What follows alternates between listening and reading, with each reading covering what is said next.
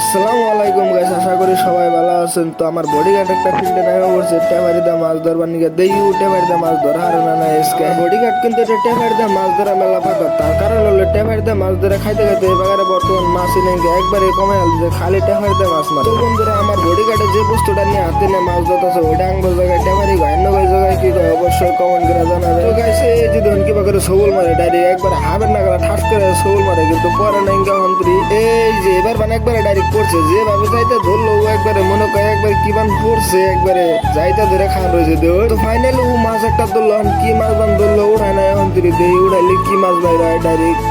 ও হুকুমল কা আমার বডিগার্ডের মাছ মারার দিকে এলাম আমি বাজারে এনে দিয়ে যেন 25 কেজি ওজনের বাঙালি কাইটা বই রয়েছে। আমি বিলের বাইরে গেলাম, ভাই তুমি এটা কি করছো, এত বড় বাঙালি মাছ কাইটা বই রয়েছো। আর গাইস মাছের কালারটা দেন একবারে লাল টিকটিকে, মনে করতেছে যে গরুর মাংস বান 5 পালাই হেল দেবো। তো গাইস ভিডিওটা যদি ভালো লাগে অবশ্যই একটা লাইক করবেন, চ্যানেলে যদি নতুন হয়ে থাকেন প্লিজ সাবস্ক্রাইব করবেন। গাইস ওরা কিন্তু এই মাছের বাগা 700 টাকা করে ব্যস্ত। তো গাইস ভাই দ্য বেস্কের ভিডিওটা কিন্তু এ পর্যন্ত।